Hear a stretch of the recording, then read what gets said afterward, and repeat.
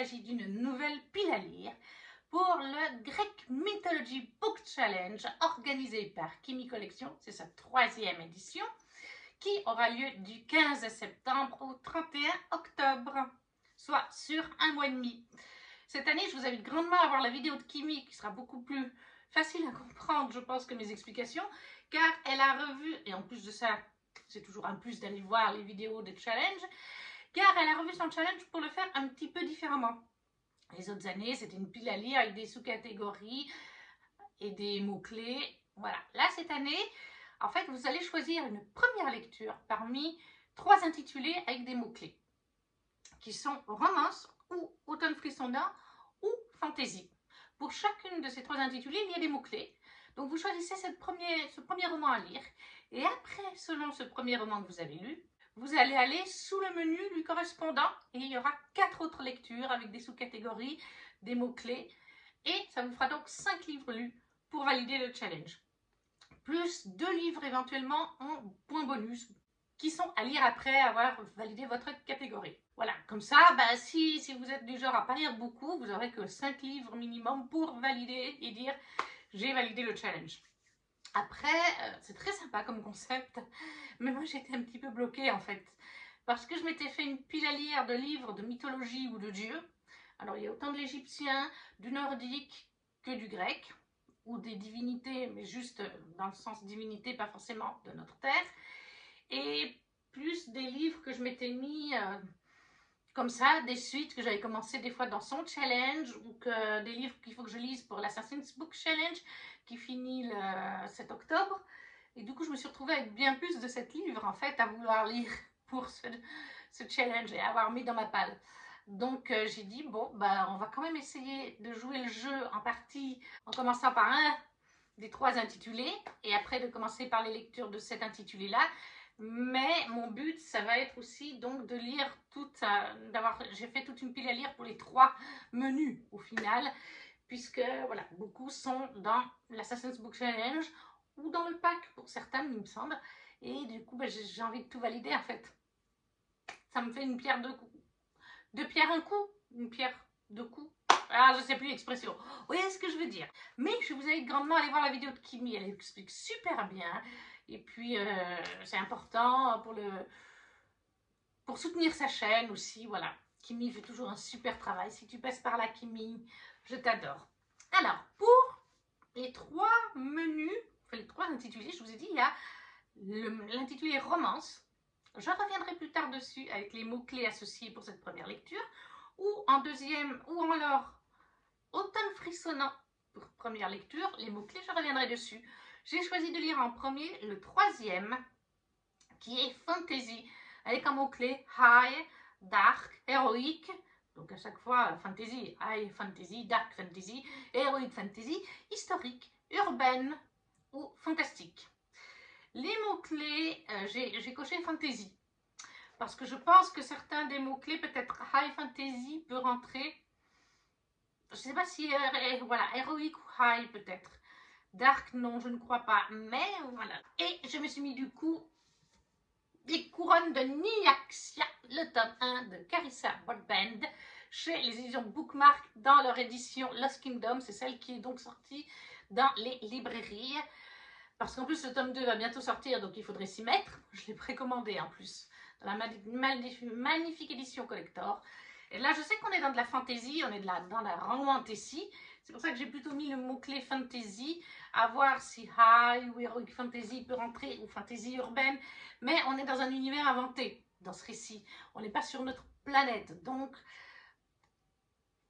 fantasy urbaine, c'est plutôt quand on est dans notre monde. Donc, ça joue pas vraiment. On va suivre en fait Oraya, qui est une fille adoptive humaine d'un des chefs vampires, je crois qu'ils sont plusieurs, hein. Oui, du roi vampire, des descendants de la nuit. Voilà, il a adopté une humaine et en fait Oraya, elle veut participer au Kejari. Voilà, c'est des espèces de jeux de guerre, j'imagine, quelque chose comme ça. Et le gagnant pourra demander à la déesse de la mort un souhait, quelque chose. Et Oraya, elle veut en fait souhaiter de ne plus être une proie.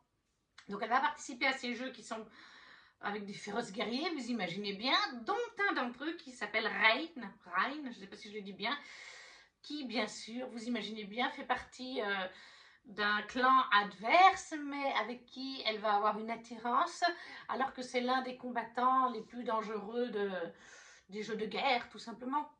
Voilà, je ne veux pas en savoir beaucoup plus, je sais qu'on est avec des vampires, je crois que lui est un vampire, hein, de toute façon. Ouais, voilà, un vampire impitoyable. Elle, c'est une humaine. Ça, je crois que les gens disaient que ça fait penser un petit peu à Hunger Games sur certains points avec les jeux de guerre. Moi, ça me fait très envie depuis qu'il est sorti. Donc, je me suis mis ça en première lecture. Comme ça, je valide 2 lectures dans 2 challenges différents, qui plus est.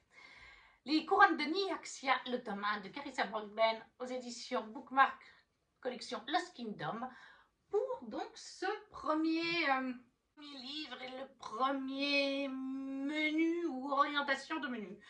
Ce qui fait que du coup, on va se baser surtout sur la fantaisie. Et alors là, le nom du menu, une fois qu'on a fait cette première lecture, s'appelle en fait la quête du héros. Et en premier, nous avons comme sous-catégorie Achille, avec en mot-clé fantasy maritime, vacances, guerre, bataille. J'ai un petit peu hésité parce que j'en avais plusieurs qui rentraient. Mais celui-là, il fallait que je le lise avant la fin de l'été. Donc, une fantaisie maritime. Jean le rêve, le tome 1 de Jérémy Angelo, aux éditions Twinkle. Voilà, je ne l'ai pas encore lu, il est tout joli. Je sais qu'on est avec une fantaisie maritime, ça se voit. Et je crois qu'on est dans un royaume inventé. Oui, tout à fait, c'est un royaume inventé, d'où la fantaisie. Et qu'est-ce qu'on nous dit? Une porte ouverte sur l'océan et sur les étoiles. Déjà, rien que cette phrase d'accroche, moi qui adore les étoiles. Brumaire le sait, un seul destin s'offre à lui, suivre les pas de son illustre père, le capitaine Messidor, embrasser la carrière de pirate et gravir les échelons pour devenir à son tour le maître des océans. Mais c'est sans compter sur les récents arrêtés pris par le royaume de Révolution, selon lesquels aucun bateau ne peut naviguer de jour. Fraîchement nommé timonier de l'Aquilon, Brumaire devra aider son équipage en hurlant aux étoiles de lui indiquer le chemin pour éviter écuelles, gris, gouffres et navires ennemis. Sur l'île de l'hiver, ça va me plaire, la jeune Alizée est confrontée à des rêves étranges et lui montre des personnes venues d'un passé qui lui semble étranger.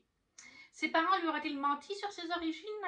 Est-elle réellement née sur cet îlot glacé où les roses ne fleurissent jamais?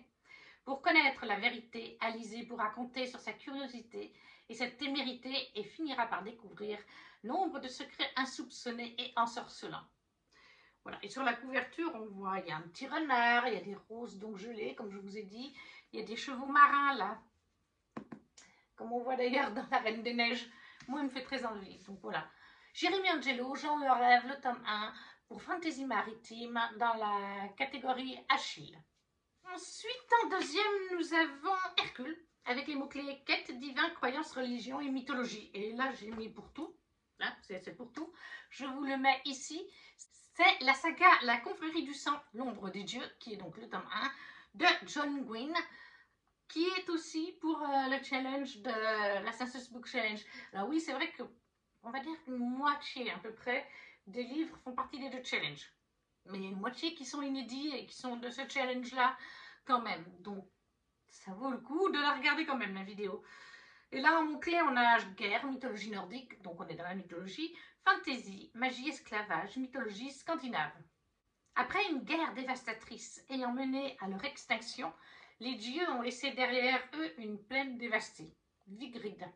À l'ombre de la chaîne de montagnes constituée d'os d'anciens dieux, les humains survivent aux incursions des Vaesans, de terrifiants monstres vivant de l'autre côté de l'unique passe séparant leurs terres. Au milieu des conflits internes entre les différents jarls, une menace semble émerger alors que les enlèvements d'enfants se multiplient. Orca a raccroché son épée après une vie de mercenaire pour élever son fils, Berka.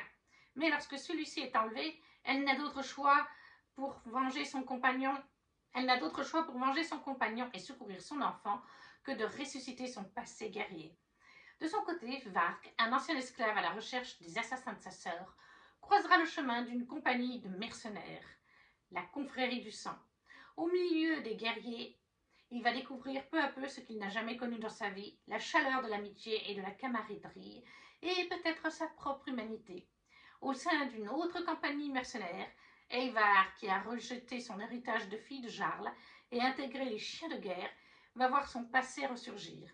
Dans l'ombre des dieux morts, un autre conflit, peut-être plus dévastateur encore, pourrait plonger une fois de plus Vigrid dans le chaos. Voilà, il me fait très envie. En plus, je sais que Johanna de la Citadelle de mes lectures l'a lu. Il fait partie des lectures bonus de son challenge. C'est pour ça que je l'avais mis. Et que je voulais le lire dans un challenge de mythologie. Bon, certes, c'est de la mythologie grecque, mais on passe ce détail. Et en plus, comme je vous dis, il joue pour tous les mots-clés. Clairement, je pense que ça... En troisième sous-catégorie, nous avons Ulysse. Avec Stenpuk, créatures surnaturelles et magie. Alors, j'ai un petit peu... j'ai mis créatures surnaturelles et magie. Magie, oui, je sais qu'on est dedans, mais créatures surnaturelles, je suis pas sûre. Mais bon, on fait comme on peut pour faire rentrer les livres qu'on veut lire en ce moment. Et ce que je veux lire, avant que le 2 sorte, c'est Witchwalker, le tome 1 de Charissa Wicks, cette fois. Entre Charissa Wicks et Charissa Bookman. Aux éditions Bookmark, dans leur collection Lost Kingdom, celle qui est donc en magasin. On l'a beaucoup vu passer de partout. On nous dit, à chaque lune d'automne, le faucheur de sorcières se rend dans notre vallée et emporte l'une de nous afin qu'elle rejoigne l'immortel roi de givre. Et c'est aujourd'hui qu'a lieu le jour de la collecte. Mais moi, Reyna Bloodgood, je n'ai pas peur de lui. J'habite ce village depuis 24 ans et il m'a toujours ignorée. Une erreur qui va lui coûter cher. Reyna ne rêve que d'une chose, se venger du roi de givre et du faucheur qui lui a enlevé sa sœur. Bien décidée à réaliser sa mission sanglante, le jour de la collecte, elle ne se doute pas qu'une menace plus inquiétante encore va embraser son univers.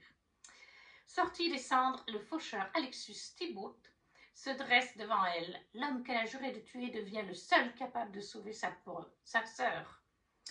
Propulsée dans un mythe de feu, de glace et de dieu antique, Reyna doit renoncer à sa vengeance et aider le faucheur de sorcières à sauver le roi du givre, sous peine de laisser leur empire et sa sœur tomber aux mains de l'ennemi.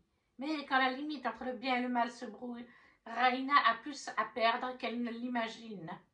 Que faire quand votre ennemi de toujours n'est plus le méchant qui vous a volé votre sœur, mais le héros qui vous a volé votre cœur? Voilà.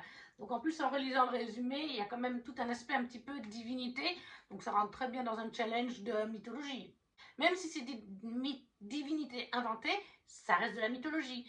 Donc je sais que ça joue pour magie, puisqu'on est avec des sorcières, Witchwalker, hein, le faucheur de sorcières. Et puis, eh bien, créatures surnaturelles, je pense quand même qu'on va en avoir. Donc voilà. Witchwalker, le tome 1 de Charissa Wicks, pour la sous-catégorie Ulysse. Et ça, c'était chez Bookmark, en collection Lost Kingdom. On arrive déjà à la dernière sous-catégorie de ce premier menu, qui est Oedipe, avec mots-clés, connaissances, introspection, enquête, univers riche. Alors, j'ai galéré. Mais alors, j'ai galéré, je ne savais pas quoi mettre. Et puis surtout, comme je vous dis, j'avais toute une pile de livres pour ce challenge que je m'étais préparé à l'avance, à peu près. Hein. Et en fait, je voulais absolument rentrer ce livre. Donc j'ai dit, où est-ce que je peux le mettre? Et je pense qu'univers riche, ça peut jouer quand même. J'espère, avec deux Saxus, c'est qui tout double.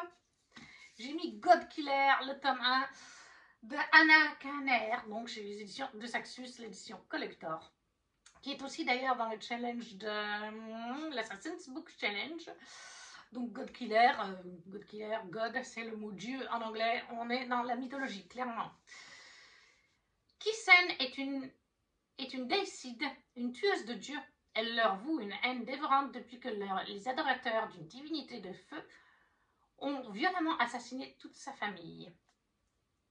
Elle croise un jour le chemin d'un étrange dieu amnésique dont l'existence est liée à celle d'une jeune noble. Ne pouvant le tuer sans prendre la vie de la petite fille, elle décide de les accompagner dans la cité en ruine de Blenraden afin d'obtenir les faveurs des derniers dieux sauvages qui y résident. Rejoint par un chevalier désabusé et poursuivi par de ténébreux démons prêts à tout pour les tuer, ils prennent conscience du rôle capital qu'ils auront à jouer pour sauver leur monde de l'agonie. Voilà. Encore une fois, on a des dieux. Certes, c'est pas nos dieux parce que c'est de la mythologie inventée, mais ça reste de la mythologie à mes yeux. Ça va très bien dans un challenge du genre. Donc, God Killer, le tome 1 d'Anna Kanner, aux éditions de Saxus. pour la dernière sous-catégorie Oedipe, pour le mot-clé univers riche. J'espère, du moins. Et donc, ça, c'est le premier menu que je souhaite lire et valider. Surtout que la moitié, pour ne pas dire tous les livres, sont des livres du challenge, de Assassin's Book Challenge, là aussi. Ensuite, je vais essayer de lire en deuxième, peut-être le romance, vis-à-vis des choix de lecture. Et dans le romance, on avait comme mot-clé paranormal, LGBTQI+, contemporaine, imaginaire. Et donc, j'ai mis un livre qui rentre dans paranormal, LGBTQI+, et imaginaire, puisque je me suis mis Le Clan Bennett, le tome 2, Le Chant du Corbeau de T.J. Klune, toujours chez Bookmark, dans leurs éditions spéciales collector, par contre, cette fois. C'est pas celle qu'on trouve en commerce, c'est celle qu'on peut commander parfois sur leur site à certaines périodes de l'année. Le Clan Bennett, qui est un petit peu poussiéreux, il est déjà sorti pour l'Assassin's Book Challenge. C'est en fait, dans notre monde, on suit une famille de loups-garous. Voilà, dans le tome 1, on découvre Ox, un petit garçon, tout ce qui est le plus banal. Il va grandir sans son papa, il est mécanicien. Et quand il a 15 ou 16 ans, il me semble qu'il a 15-16 ans, je ne me rappelle plus exactement, il voit un jour débarquer une famille dans la maison à côté de la sienne, qui est au bout de la rue, à côté de la forêt. Et il va très vite se lier avec le petit garçon qui s'appelle Joe, qui a à l'époque 8 ans ou quelque chose comme ça. Ils ont une différence d'âge. Et au début, ça va être une relation amicale, il va se lier à sa famille, à lui, mais en fait, au fil du récit, c'est un MM, comme toujours avec T.J. Klune, eh bien, ils vont être amoureux, vous imaginez bien. Mais ça ne tourne pas qu'autour de la romance de Ox et Joe, puisqu'en fait, chaque tome est une homo-romance de la famille Bennett. Et dans ce tome 2, c'est Marc, le plus vieux loup-garou du clan actuellement, avec Gordon, le père d'adoption, si on peut dire, de Joe, qui est aussi un puissant mage, et qui connaissait la famille Bennett avant qu'ils partent, parce que la famille Bennett vivait dans cette petite ville américaine il y a des années de ça, bien avant que Ox déménage avec sa famille. Je crois qu'il n'est pas né là, je crois qu'il a déménagé. C'est pour ça qu'il ne les avait jamais connus. Et là, ils reviennent subitement. Joe était pas né, ou Joe était né quand ils sont partis, je ne sais plus. Mais voilà, et donc Gordo était lié à cette famille avant. Et seulement, ça s'est pas très bien fini avec Gordo et la famille, et particulièrement avec Marc, mais je ne vous en dirai pas plus. On a donc toute une partie passée avec eux et toute une partie dans le présent. Je vous le dis, c'est une relecture. En fait, moi, il faudrait que je lise le tome 3 et 4, mais ces éditions sont tellement belles que je ne pouvais que me les relire, en fait, quand je les ai achetées et que je les ai reçues en début d'année 2024. Donc, Le Clan du Loup, le tome 2 de T.J. Klune, chez Bookmark, les éditions reliées collector spéciales, Le Chant du Corbeau, pour romance, enfin le gros menu romance pour les mots-clés paranormal, LGBTQI+, est imaginaire. Et donc, ce premier menu lié à la romance s'appelle donc Idylle amoureuse. Et en première sous-catégorie, nous avons Orphée et Eurydice, avec un mot-clé musique, mort, deuil, tragédie. Donc, j'ai pas été chercher bien loin, un livre qui me faisait très envie lié à la musique. La tisseuse de mélodie de Sarah Abbasi, chez Hachette Roman. Il est magnifique, on l'avait passé de partout, hein, parce que, voilà, très beau collector. Et là, on nous dit « Nul n'échappe à son destin ». Je sais qu'on est lié avec la musique. Ah voilà, je cherchais le résumé. À Solvara, la musique possède un pouvoir redoutable. Une partition peut ensorceler, manipuler et parfois même tuer. Comme 49 rares élus, Shauna est une tisseuse, une servante du dieu Sol. Ah bah en plus, voilà, je ne savais pas qu'il y avait de la mythologie là-dedans. Cloîtrée depuis l'enfance dans l'atrium, lieu saint, elle tisse sous forme de partitions de musique les mélodies du destin, l'avenir de chaque habitant du royaume. Voilà, je n'ai lu que la moitié du résumé, mais moi, il me faisait très envie parce que on savait qu'on allait partir sur de la magie liée à la mélodie, aux mélodies, donc ça, c'est quelque chose qu'on n'a pas vu souvent en fantasy, en fantastique, etc. Et là, rien que les 2 premiers paragraphes du résumé, on voit qu'en plus, il y a un aspect mythologie avec des jeux. Donc, quoi demander de plus pour le Greek Mythology Book Challenge? Il y a le mot mythologie dedans. Bon, c'est pas grec, mais voilà. La tisseuse de mélodie, le tome 1 de Sarah Abbasi, aux éditions Hachette Roman. Et celui-là, au moins, il n'était pas dans mon autre challenge, qui est l'Assassin's Book Challenge. Pour les mots-clés, donc, musique. Après, peut-être que mort, deuil ou tragédie, ça peut rentrer, je ne sais pas. La deuxième sous-catégorie, c'est psyché et Eros, avec en mot-clé beauté, complot et intrigue, manipulation ou romance. J'ai pris pour le mot-clé romance, parce que il fallait faire rentrer tous les livres que je voulais, donc j'ai joué parfois sur les mots-clés. Et j'ai mis la dernière histoire d'amour de Victor Dixon, puisque je sais que de toute façon, on a une romance, mais c'est une romance au moment de l'apocalypse, si je me rappelle bien, on est sur la fin de la planète ou un truc dans le genre. Astrea est née dans les chênes. Océarion est prince de sang. Elle a été exploitée toute sa vie. Il a grandi dans les intrigues de cour. Rien ne laissait présager la rencontre de ses ennemis jurés. Pourtant, le destin va les jeter dans un formidable voyage jusqu'au bout des dernières terres, l'archipel où les derniers humains ont trouvé refuge après le grand effondrement écologique.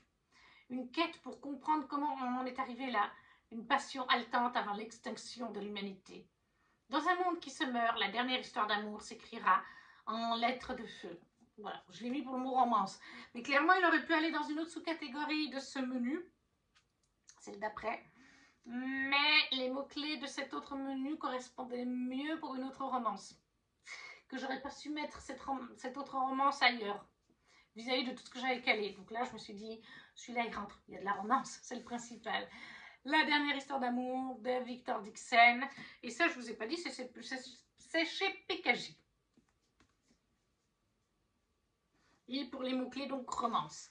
Ensuite, la sous-catégorie suivante, c'est donc Apollon et Daphné, avec un mot-clé vengeance, justice, thriller, enquête, écologie, amour impossible. Vous voyez pourquoi je vous disais qu'aurait été Victor Dixon, c'était pour écologie. Là, j'ai mis les mots-clés vengeance et justice. J'ai mis une saga que j'ai commencé au Greek Mythology Book Challenge l'année passée, que je voulais avancer. Les McCoy, le tome 4, qui est Le trèfle et l'agneau de Alexiane Thiel aux éditions Hugo Format Poche. Est-ce que j'ai besoin de parler des McCoy? On en a beaucoup entendu parler à un moment donné.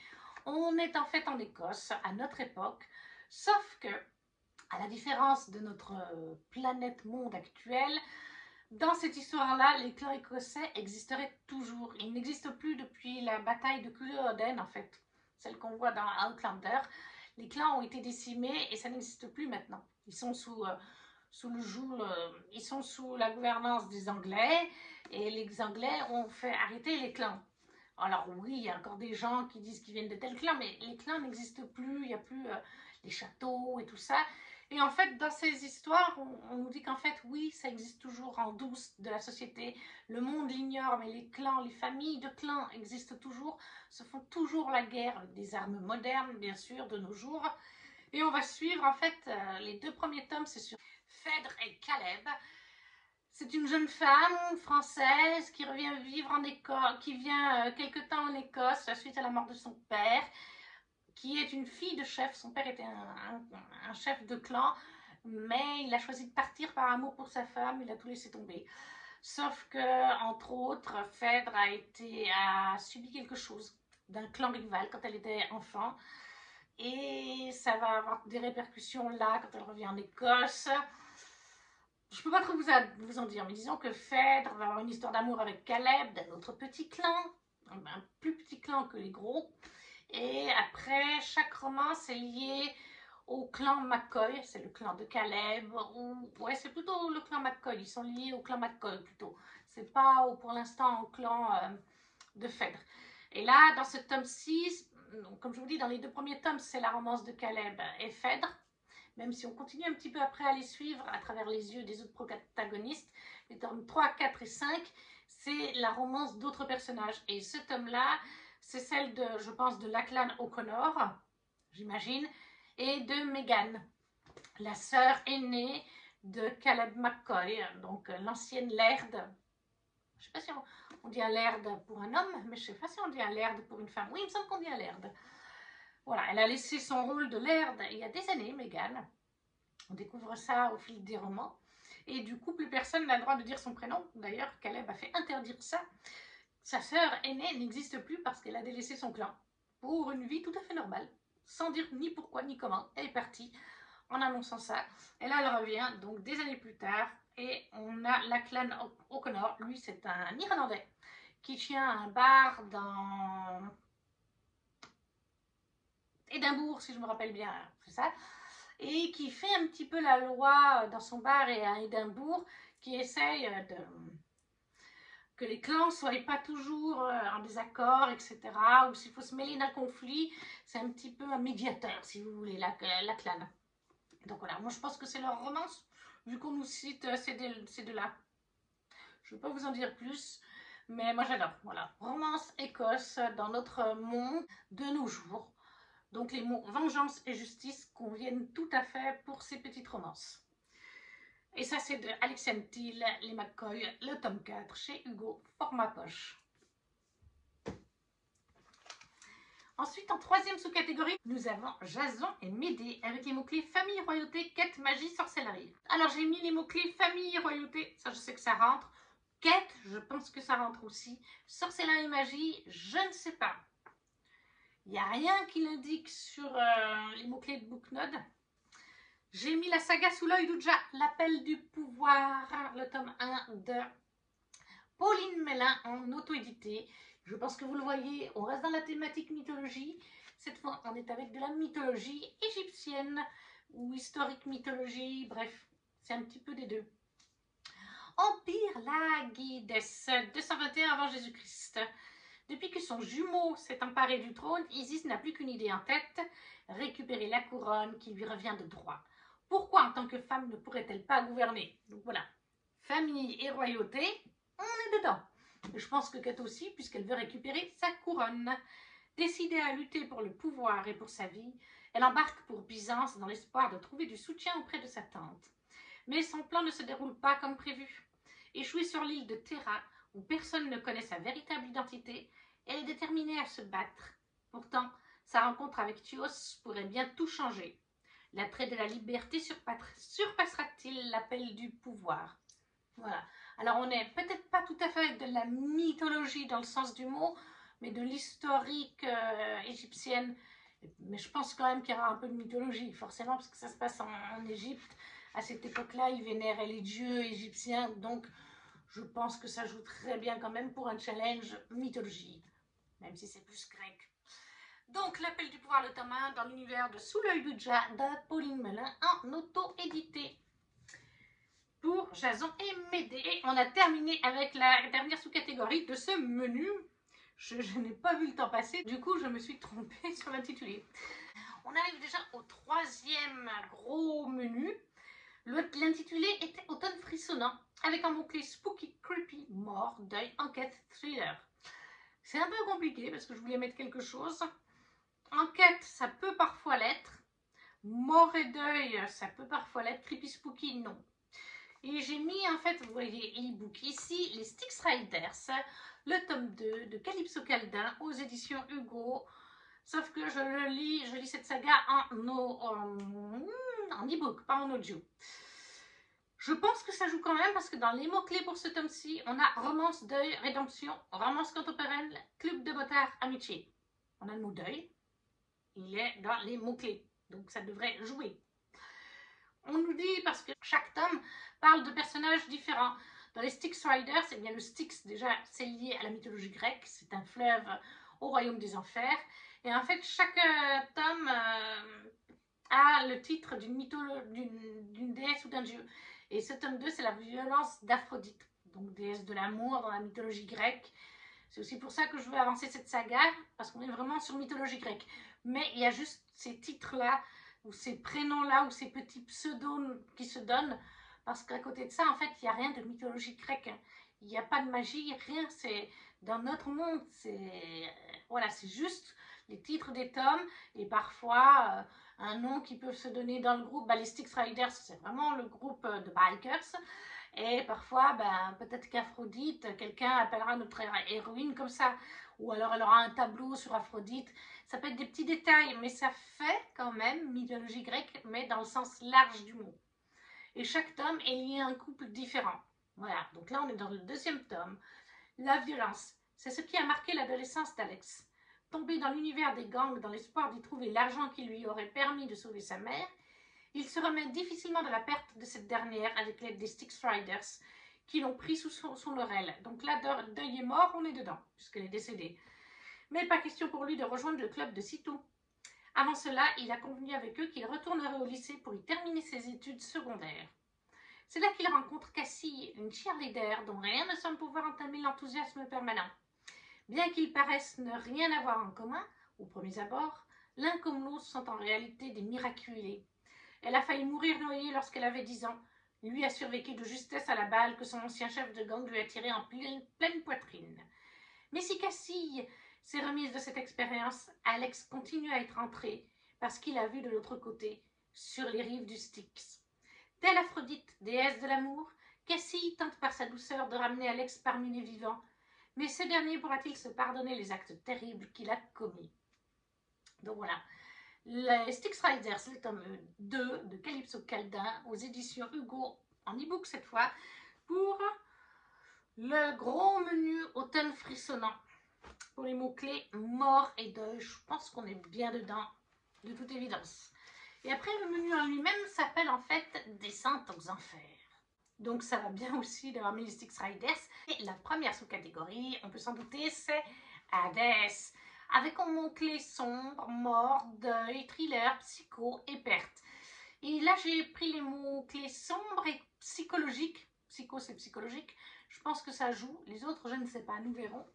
J'ai mis le tome 1 de nos jeux Clairs Obscurs d'Anatrice aux éditions Black Ink. Là, c'est l'intégrale des 2 tomes. Et je pense, voilà, je sais que Johanna l'a lu il n'y a pas longtemps. D'ailleurs, il est aussi dans son challenge. Elle a lu les 2 tomes. Et justement, je sais qu'il est psychologique. Je sais qu'il y a un côté sombre. Je crois que c'est de la dark romance quand même. Alors, c'est peut-être pas encore le haut level de la dark romance, mais on commence déjà à entrer dans ces romances un peu plus dark, psychologiques, etc. Et là, on nous dit, professeur dans une école d'art, marié à un homme qui la dévalue, Rachel s'est emmurée dans une vie fade, pétrie de doutes et d'angoisse. Sandro, artiste surdoué mais torturé, est son nouvel élève cette année. Ce très beau jeune homme voit en elle sa muse, son idéal artistique qui l'obsède depuis toujours. Il est déterminé à la posséder, quel qu'en soit le prix. Hantée par la tentation interdite que son mystérieux étudiant incarne, Rachel se laisse entraîner peu à peu dans ces jeux sombres aussi malsains que sulfureux. Elle n'imaginait pas toutefois que les 2 frères jumeaux de Sandro désireraient aussi jouer avec eux. La folie de l'artiste brûlera-t-elle jusqu'à détruire sa muse? Nos jeux Clairs Obscurs d'Anatrice, le tome 1 chez Black Ink Edition pour Hadès. Les mots-clés sombres et psychologiques en tout cas. Ensuite, en deuxième, nous avons bien sûr Perséphone, la déesse du printemps, et la femme d'Hadès. Renaissance, fleur, autrice, protagoniste féminin en mots-clés. Là, j'ai pas cherché bien longtemps, j'ai tout de suite eu ce qu'il fallait. Ce funeste destin, le tome 2 de ce cœur empoisonné, si je me rappelle bien, de Kaylin Byron, chez les éditions Sabran. J'ai adoré le premier tome et on ne le sait pas forcément, je me rappelle plus si dans les mots-clés c'était dit ou pas, mais ça avait été une bonne surprise dans le tome 1 puisqu'il y a un côté mythologie grecque. Oui, tout à fait. On lit vraiment, on est au présent de nos jours, où on suit en fait une jeune femme Briséis qui a en fait un pouvoir caché qu'elle garde secret avec ses 2 mamans, puisqu'en fait elle a été adoptée.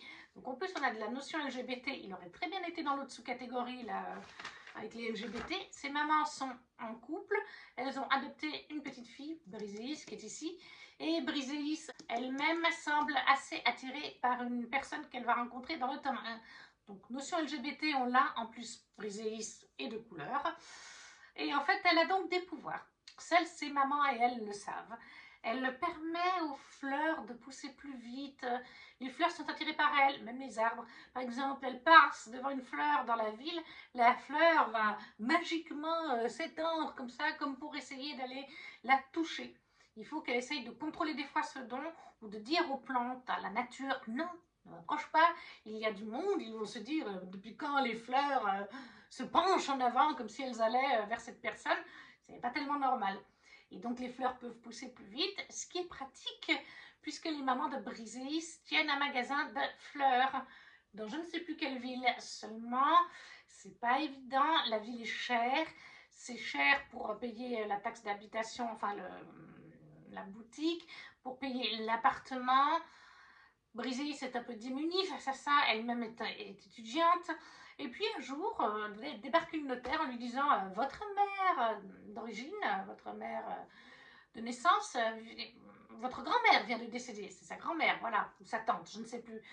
Votre maman, elle est décédée il y a des années, mais bref, le dernier membre de votre famille est décédé, enfin, est considéré comme décédé, parce qu'il a disparu depuis 4 ans ou quelque chose comme ça. Et en fait, vous étiez dans le testament de cette personne parce qu'elle savait que vous étiez sa petite fille ou sa nièce. Je crois que c'était sa petite fille. Donc voilà, nous venons vous annoncer que vous héritez d'une belle maison, on peut même dire d'un manoir, dans un petit village, ville, à la campagne, on va dire ça comme ça, à 1 heure de route à peu près de la ville où elles vivent. Avec bien sûr une somme qui va avec, mais bon, surtout l'aspect manoir, belle maison. Tout de suite, elles se disent, on va essayer pendant les vacances, ouais, c'est pendant les vacances scolaires, d'aller passer quelques temps là-bas, de voir ce que ça vaut. Est-ce qu'on garderait ce manoir et puis qu'on rendrait notre appartement qui nous coûte cher, ou est-ce qu'on vend ce manoir pour avoir un pécule de côté? C'est les premières idées, c'est ça. Aller passer quelques jours là-bas, sauf que très vite, Briseis va se rendre compte que, eh ben là-bas, elle peut laisser parler sa magie, puisqu'elles sont dans une propriété privée, ça de toute façon. Il y a plein de plantes et elle va très vite découvrir qu'elle n'est peut-être pas la seule de sa famille à posséder des dons autour des fleurs et qu'il y a donc tout un aspect mythologique grec. Cette famille est liée depuis très longtemps à la mythologie, mais je ne vous dirai pas qui, comment, pourquoi, à vous de le découvrir. J'ai trouvé ça génial et j'ai hâte de lire ce tome 2 qui conclut cette duologie, sauf que je ne l'ai toujours pas fait, ça fait genre 6 mois qu'il est là. Donc c'est l'occasion de le faire. Ce funeste destin, le tome 2 de Kaylin Byron chez Sabran Éditions, pour la sous-catégorie Perséphone, les mots-clés fleurs, donc pouvoir des fleurs, autrice, oui c'est une femme, et protagoniste féminin. Ensuite, nous avons Hermès pour voyage, créature volante, écriture atypique. Alors là, j'ai choisi de mettre écriture atypique parce que c'est aussi une saga que je voulais avancer. Vous avez la miniature par ici, L'Orée Olympus, le tome 5 de Rachel Smythe, normalement aux éditions Hugo BD, mais en fait moi maintenant je lis le webtoon. J'avais commencé la saga en BD grand format de chez Hugo, sauf qu'ils sont comme ça. Ils sont comme ça épais, et je crois qu'il y a déjà 6 ou 7 tomes, ils sont 25 € en plus, et après le tome 2, je me suis dit, mais t'as déjà plus de place. Enfin là, c'est mes favoris, mais voilà, les favoris sont là, et là derrière, c'est une bibliothèque standard. J'en ai certes une autre dans la chambre d'amis, mais j'ai plus de place, c'est plein partout, c'est des machins qui sont comme ça gros, il y en a au moins 6, ouais, actuellement il y en a 6 ou 7 je crois qu'il y en a 8 ou 9 en tout. C'est hyper cher quand même, 25 € le machin. En plus, ils sont hauts. Bref, on le trouve gratuitement sur l'application Webtoon. J'en ai parlé longuement avec Johanna, elle m'a bien dit, sauf que ça s'appelle pas L'Orée Olympus. Sur le Webtoon, l'application Webtoon, ça s'appelle Tradition d'Olympus. Mais c'est la même chose. J'ai comparé, parce que j'avais les 2 premiers tomes, quand j'ai refait une relecture pour le Romanticy Book Challenge de Nina Quill cette année, j'ai lu les tomes 1 à 4, l'équivalent, et en fait, eh bien, c'était bien, le début correspond, c'est les mêmes images, tout est pareil, c'est juste que c'est sur une application de Webtoon. Donc après, je me suis dit, voilà, je les ai revendus, je les ai même plus. Et là, maintenant, je suis au tome 5, alors que physiquement, ben, j'en étais qu'au tome 2. J'avais lu que les 2 premiers, vu que c'était un budget quand même assez conséquent. Est-ce que j'ai vraiment pas besoin de parler de L'Orée Olympus? On est avec de la mythologie grecque, on est avec de la réécriture d'Hadès et Perséphone, donc ils rentrent très bien dans cette catégorie. Et comme c'est un webtoon, et ben c'est une écriture atypique. On va suivre leur histoire qui passe d'abord par une attirance, puis une amitié. Ça prend son temps, hein, c'est slow burn. Hein. Là, dans le tome où j'en suis, il commence un petit peu à être attiré, à se l'avouer, mais faut pas être pressé, quoi. Ça prend bien son temps. Mais on ne suit pas que Hadès et Perséphone, il y a plein d'autres dieux qui gravitent autour d'eux. Chacun a une couleur spécifique, des tonalités spécifiques pour les représenter dans les dessins. J'adore aussi ce côté-là. Donc voilà, l'Olympus, le tome 5 de Rachel Smythe pour écriture atypique, pour la sous-catégorie Hermès. Et on arrive déjà à la dernière sous-catégorie de ce dernier menu, qui est Hécate, avec les mots-clés sorcellerie, magie, ésotérisme, lune et fantôme. Et ça a été un petit peu plus compliqué. J'ai un petit peu trichouillé, mais je pense que ça rentre. Je voulais le lire, et c'est de la mythologie grecque. La Reine des Enfers de Bea Fitzgerald. Oui, voilà. Chez Nathan. Voilà, l'édition collector. Dédicacée en plus par Bea quand je l'ai rencontrée au Books Lovers Festival à Lausanne. Donc là, on est sur de la mythologie grecque, je pense que vous l'avez compris. C'est pour ça que je voulais absolument le caser. Et là, je l'ai mis en mot-clé magie. Peut-être qu'il y aura de l'ésotérisme, de la lune, voilà, hein, c'est possible, ou même de la sorcellerie. C'est fort possible, puisqu'en enfer, on sait qu'il y a par exemple Hécate, la reine des sorcières, la déesse des sorcières, tout ça, bref. Donc peut-être qu'elle sera amie avec cette Perséphone-là, donc ça rentrera. Mais magie, ben forcément, c'est de la mythologie, donc ça rentre le côté magique. Vous voyez? Oui, je joue sur les mots. Mais voilà.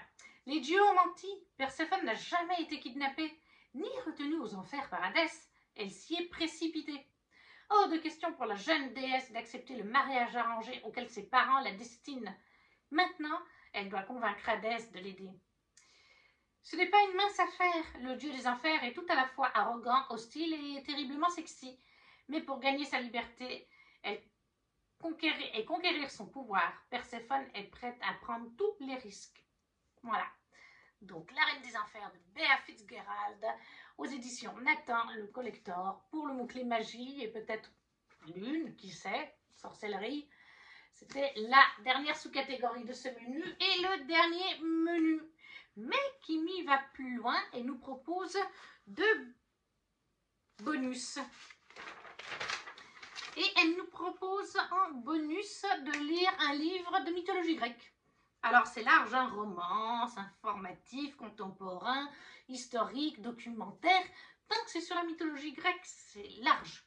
Et moi là j'ai choisi de conclure, j'ai mis un livre par-dessus, la première saga de Rick Riordan, Percy Jackson, le tome 5, le dernier Olympien, dans les anciennes éditions chez Albin Michel, collection Wiz, de très vieilles éditions d'ailleurs. Ils les ont changées là, hein, ils ont fait des nouvelles jaquettes et je crois, des nouvelles éditions donc, et je crois même qu'un 6e tome est sorti. Mais à la base c'était 5 tomes. Et puis après on passe sur une autre saga de Rick Riordan dans le même univers où on voit encore Percy. De toute façon, je crois qu'au final toutes les sagas de mythologie sont connectées. Parce qu'après on a une autre donc avec Percy et ses copains, en tout cas dans cet univers-là. Après on en a une avec la mythologie grecque, romaine. Je crois que Percy apparaît 1 ou 2 fois. Une avec la mythologie égyptienne, une avec la mythologie nordique. Je veux tout lire. Est-ce que je lirai tout physiquement? Par contre, j'en suis moins sûre parce que ça fait, je crois qu'il y a 5 tomes à chaque fois. Mais voilà, le dernier tome de Percy Jackson, de Rick Riordan, le dernier Olympien. Là, on est dans un jeunesse. On suit en fait, dans le tome 1 seulement, après il se passe plein de choses, Percy Jackson, un jeune humain qui ne se sent pas du tout à sa place dans son monde. Jusqu'au jour où il va découvrir qu'en fait, son meilleur ami Grover, j'avais tous les prénoms de la saga et de la série télé sur Disney+, sauf celui du meilleur ami. Son meilleur ami Grover est en fait un satyre. Il découvre ça subitement. Il découvre subitement aussi du coup que sa mère, qu'il est un demi-dieu. Il est un fils sans mêlée. Sa mère a eu une histoire d'amour avec un dieu, mais elle n'a pas pu lui dire lequel. Et il va se retrouver en fait à devoir rejoindre la colonie des demi-dieux, à quelque part en Amérique, pour être formé en tant que demi-dieu et reconnu par son parent. Là, en l'occurrence, comme il sait que sa mère était une mortelle, c'est forcément que son père est un dieu. Donc, au bout d'un moment, son père va finir par le reconnaître. Je ne vous dirai pas de qui il est le dieu, mais voilà, c'est son histoire liée à la mythologie grecque. Dans notre monde, on retrouve tous les trucs de mythologie grecque. C'est juste que ça se passe en Amérique. Voilà. Le mont Olympe s'est déplacé au fil des siècles et actuellement, il est en Amérique. Et la colonie aussi. Donc, Percy Jackson, le tome 5 de Rick Riordan, pour cette petite catégorie supplémentaire, ce défi supplémentaire, ce bonus, qui est le dernier Olympien chez Albin Michel, collection Wiz. Et le deuxième bonus, c'est un favori, un coup de cœur de Kimi. Alors, dans la liste qu'elle nous a mis, il y avait quand même beaucoup qui sont déjà lus, parce que j'apprécie énormément Kimi, donc du coup, on a beaucoup de goûts en commun, c'est le cas de le dire. Mais j'ai quand même trouvé un livre ou deux que j'avais pas encore lu pour mettre vis-à-vis de ses favoris. Et là, j'ai mis, du coup, ça rejoint le Pumpkin Autumn Challenge. J'ai mis Le Cruel Garçon Perdu, le tome 1, The Never King de Nikki St. Crow, chez Roncière Édition, mais c'est un e-book par contre. Parce qu'à la base, c'est vrai que c'était une histoire qui ne m'intéressait pas spécialement, parce que c'était une réécriture différente de Peter Pan. Et Peter Pan, c'est pas ma tasse de thé en fait. Mais alors, pas du tout. Mais en fait, au fil du temps, ça m'intrigue, parce qu'en fait, on est sur un harem inversé. Et dans les mots-clés, on a harem inversé, romance érotique, sexe, fantasy, Peter Pan contre-visité. Et en effet, les gens qui l'ont lu, Kimi l'a lu en LC, dans son club de lecture, au Patreon, il y a Ludivine qui l'a lu aussi, et tout le monde me dit qu'il est hyper, les premiers tomes sont hyper spacey, c'est vraiment un harem inversé, c'est-à-dire un harem inversé, c'est notre héroïne qui a plusieurs hommes autour d'elle, qui se partagent la fille, et c'est pas comme un triangle amoureux, pas du tout, parce que tout le monde consent, etc. Donc voilà, c'est très spicy, c'est pour adultes, hein, et c'est pour public averti aussi, parce qu'il y a des avertissements apparemment au début. Donc voilà, moi j'ai pas besoin de plus. Réécriture de Peter Pan, je crois qu'on est des centaines d'années avec la famille Darling, et en fait ça fait des siècles, depuis des siècles, voilà, 2 siècles, que toutes les femmes de la famille Darling disparaissent au moment de fêter leurs 18 ans, comme dans le conte d'origine. Et là, une nouvelle fois, la nouvelle Darling, qui est Winnie cette fois, et qui va avoir 18 ans, va être enlevée, j'imagine. Sa mère a essayé de tout faire pour éviter ça, mais c'est inutile parce qu'une fois la nuit tombée, il vient la chercher. Et cette fois-ci, le roi du pays imaginaire et les garçons perdus ne laisseront pas Darling s'échapper, leur Darling s'échapper. Donc voilà, ça m'intrigue, j'ai quand même envie de savoir. Moi qui aime bien le spacey, ça m'intrigue. Et puis j'ai pas encore lu de harem inversé, j'en ai plusieurs dans ma wishlist, mais j'en ai pas encore lu. Donc comme Kimi l'a mis dans ses favoris, pour ce challenge, j'ai dit, ça permet de faire un point bonus supplémentaire. Et ensuite, Kimi nous a fait des défis pour cette année, c'est sympa aussi. Premier défi, contenu mythologie grecque sur n'importe quel réseau social. TikTok, Instagram, vidéo. Faire un contenu sur la mythologie grecque, quel que vous soyez. Alors autour de la littérature, ça va de soi. Donc moi j'ai dit que j'essaierai de faire un post Insta, un petit réel, plus surtout une vidéo où je vous présenterai une bonne partie de ce que j'ai lu en mythologie grecque. Certains trucs, c'est comme il y a dans le challenge, il y a ça, mais après il y a plein d'autres choses. Il y a les Witch and Gods, il y a les Neon Gods, il y a... Voilà, donc je ferai un petit tour et je vous en sélectionnerai peut-être une dizaine, mais après, globalement, ça va être des trucs que tout le monde connaît. Mais voilà, c'est un petit défi que Kimi nous lance. Je trouve ça sympa. Et le deuxième défi, c'est de regarder quelque chose autour de la mythologie grecque. Tout support confondu, donc une série ou un film ou un documentaire. J'essaierai de le faire, mais je ne sais pas encore quoi, comment, pourquoi. Parce qu'en fait, j'ai déjà vu le film Hercule chez Disney. J'ai déjà vu la série qui est faite maintenant sur Disney Plus de Percy Jackson. J'avais vu les 2 films de Percy Jackson. Donc en fait, qu'est-ce que j'ai autour de la mythologie grecque que j'ai pas encore vu? Il n'y a pas grand-chose. Des documentaires. Oui, mais est-ce que j'ai vraiment le temps de regarder un documentaire? Bonne question. Et voilà, ma pile à lire pour ce Greek Mythology Book Challenge. Physique, il y a quand même 3 e-books, ne l'oubliez pas, qui est bientôt aussi haute que moi. Avec les 3 e-books, ça serait aussi haut que moi. Et voilà, j'aimerais idéalement lire tous ces livres. Il y en a donc 16, si j'ai bien compté. Et j'aimerais bien tous les lire en 1 mois et demi. Franchement, ça reste assez possible. D'autant plus que je vous ai dit, beaucoup sont dans l'Assassin's Book Challenge qui dure jusqu'au 7 octobre. Je pense à celui-ci, celui-ci, celui-ci, celui-ci, celui-ci, celui-ci, et après je pense que vous ne les voyez plus. Celui-ci qui est là, nos jeux clairs obscurs, et tout en bas, qu'est-ce qu'on a? Percy Jackson, non, il n'y est pas. The Never King, lui, il est dans le Pumpkin Autumn Challenge. Par contre, voilà, on va espérer qu'on va y arriver. C'est un beau challenge, moi j'adore me challenger. N'hésitez pas à me laisser un commentaire pour me dire si vous avez lu certains de ces livres ou s'ils vous font envie. Si vous participez au challenge de Kimi, à me laisser un lien si vous avez fait une vidéo. J'aime bien regarder les piles à lire des autres. Si vous ne savez pas quoi mettre un petit emoji, ça permet de soutenir la chaîne, tout comme le petit j'aime. Et pourquoi pas à vous abonner et à partager la vidéo autour de vous. Et nous, on se retrouve très vite pour une prochaine vidéo. Ciao, ciao!